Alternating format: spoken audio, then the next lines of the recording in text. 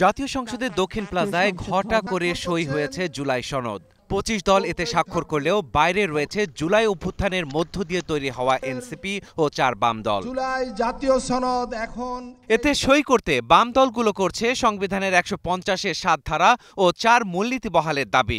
অন্যদিকে আগেই সনদ বাস্তবায়নের চূড়ান্ত রূপরেখা প্রধান উপদেষ্টার মাধ্যমে জারি, গণভোটে তা পাশ হলে নোট অব ডিসেন্ট বাদ ও সংসদের কনস্টিটিউয়েন্ট পাওয়ার দিতে বলেছে এনসিপি। এতে প্রশ্ন উঠেছে, ৩১ অক্টোবর অন্তর্বর্তী সরকারের কাছে চূড়ান্ত সুপারিশ জমার আগে এসব ইস্যুর সুরাহা ঐকমত্য কমিশন করতে পারবে কিনা। চাওয়া হচ্ছে যেটা, যে বাস্তবায়ন পরিকল্পনা, একটা অ্যাকশন প্ল্যান, অন্তত ৩ মাস সময় তো লাগবেই, এরকম একটা কাজ যদি আমি ভালো মতো করতে চাই, তো সেই দিক থেকে আমি আশা করব এনসিপিও কিছুটা সমঝোতার ভেতরে আসবে এবং কিছুটা দাবি তাদের যেন রক্ষা করা যায় এমন একটা জায়গায় এসে বড় দলগুলো যারা রয়েছেন এনসিপির প্রতি যে একটা দায়িত্ববোধ, একটা যে তারা এই শ্রাবণ বিদ্রোহের ভেতরে যেভাবে ভূমিকা রেখেছেন, সেক্ষেত্রে তাদেরকে অ্যাকোমোডেট করবার একটু চেষ্টা আমার মনে হয় করতে হবে। দাবি মেনে নিয়ে এনসিপি বাম দল যদি সনদে সই করে, তবে আগে স্বাক্ষর করা দলগুলোর অবস্থান কি হবে সে জিজ্ঞাসাও ছিল এই বিশ্লেষকের কাছে। যখন এরকম বড় বড় সময় আসে, বড় বড় ধাক্কা আসে, তখন একটু অন্যভাবে ভাবতে হয়, ভাবার সুযোগ করে দেয়। তো এই সুযোগটা আমরা নিয়ে বাম দলগুলোও যদি একসাথে বসে কি করে তাদের চিন্তাগুলো অ্যাকোমোডেটেড হতে পারে একটু যদি দেখেন, তো এবং বড় বড় দলগুলো যেটা ব্যাপক সংখ্যাকে প্রতিনিধিত্ব করছে সেই জায়গাটারও সম্মানটা যদি থাকে, এইভাবে একটা নেগোসিয়েশনের দিকে সবাইকেই ছাড় দিয়ে এগুতে হবে এবং এটা হবেই। এসব ছাড়াও রয়েছে জুলাই সনদ কিভাবে বাস্তবায়ন হবে সে প্রসঙ্গ। এর মধ্যে কনস্টিটিউয়েন্ট পাওয়ার ও গণভোট নিয়ে যে বিশেষ আদেশের কথা বলা হচ্ছে, জটিলতা আছে তা নিয়েও।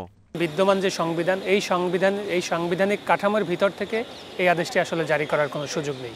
কারণ যে প্রক্রিয়ায় ঐকমত্য কমিশন গঠিত হয়েছে এবং গঠিত হওয়ার পর তারা যেভাবে আলোচনায় ঐকমত্যে পৌঁছেছে এবং যে বিষয়গুলো তারা সংস্কার আনতে চাচ্ছে, সেটি আসলে বিদ্যমান সাংবিধানিক কাঠামোর বাইরে। জনগণ সংস্কার চায়, তাহলে তো তাদেরকে এই উইলটা, এই সার্বভৌম ইচ্ছাটা প্রকাশ করতে হবে। আমরা যদি ৫ই আগস্টের গণ অভ্যুত্থানকে তাদের সেই ইচ্ছার প্রকাশ হিসাবে ধরে নেই, সেটার অথরিটি বলে যিনি ক্ষমতায় এসেছেন ডক্টর মোহাম্মদ ইউনূস, তিনি যদি এই বিশেষ আদেশটা অথবা জুলাই সনদ বাস্তবায়ন আদেশটা জারি করেন, তাহলে এটা লেজিটিমেসি থাকবে। এটি যদি বর্তমান সংবিধানের কাঠামোর ভিতর থেকে বর্তমান রাষ্ট্রপতি এটি জারি করতে চান, তাহলে এই আইনি লেজিটিমেসিটা তার থেকে তৈরি হবে না। এছাড়া সেই কনস্টিটিউয়েন্ট পাওয়ার বলে সংবিধান সংস্কার পরিষদ গঠনের যে প্রস্তাব এসেছে, সেটি বা কতটা সংবিধান সম্মত জানালেন এই বিশেষজ্ঞ। কনস্টিটিউয়েন্ট পাওয়ার ডেলিগেট করার ব্যাপারটি এটি খুব গুরুত্বপূর্ণ, কারণ নর্মাল সংসদের হাতে, স্বাভাবিক যে সংসদ থাকে, সেই সংসদের হাতে সবসময় কিন্তু সংবিধান সংশোধনের ক্ষমতা থাকে এবং সেই সংশোধনের বেশ কিছু লিমিটেশন আছে বা বেশ কিছু প্রসিডিউর আছে যেটা সংবিধানে বর্ণিত আছে। কিন্তু এই জুলাই সনদের ভিতরে এমন অনেক বিষয় ঐক্যমত্য হয়েছে রাজনৈতিক দলগুলো, যেগুলো আসলে বাস্তবায়িত হলে বর্তমান সংবিধানের অনেক বড় একটি পরিবর্তন আনতে হবে, যেটাকে শুধুমাত্র সংশোধনীর মোড়কে আসলে বেঁধে রাখা যাবে না, সেটি সংশোধনীর চেয়েও আরও বড় কিছু ব্যাপার হচ্ছে। সে কারণে তারা এটাকে বলতে চাচ্ছেন যে সংস্কার হবে, তার সংবিধানে একটি সংস্কার আনতে হবে। মানে এখানে দুইটা বিষয় খুবই জরুরি হয়ে যাচ্ছে, যে আমাদের উচ্চ আদালত কিন্তু অনেকগুলো বিষয়ে বেসিক স্ট্রাকচার তত্ত্ব বলে একটা বিষয়ে তারা ডেভেলপ করেছেন এবং সেই ডক্ট্রিনের আন্ডারে সংবিধানের বেশ কিছু অনুচ্ছেদকে তারা বলেছেন যে অলঙ্ঘনীয়, এগুলো কখনোই সংস্কার করা যাবে না। কিন্তু ঐকমত্য কমিশনের আলোচনার পরে জুলাই সনদে এমন অনেক বিষয় ঐকমত্য হয়েছে যেগুলো আসলে বিদ্যমান সংবিধানের যে মৌলিক কাঠামো বা বেসিক স্ট্রাকচার, সেগুলোতেও আসলে সংস্কার করতে হবে। এ কারণে আপনি শুধুমাত্র একটা সংশোধনী বিলের মাধ্যমে এই বিষয়গুলো সংবিধানে ইনকর্পোরেট করতে পারবেন না, যে কারণেই এই সবাই মিলে ঐক্যমত হয়েছেন যে একটি কনস্টিটিউয়েন্ট পাওয়ার তাদেরকে দেয়া হবে, যার বলে তারা এই সংবিধানকে একটা সংস্কার আনবেন। এটা অষ্টাদশ সংশোধনী আকারে আসবে না, এটা সংস্কার প্রস্তাব আকারে আসবে। তাদের যে কনস্টিটিউয়েন্ট পাওয়ার তাদেরকে ডেলিগেট করা হলো, সেটির অনুবলে।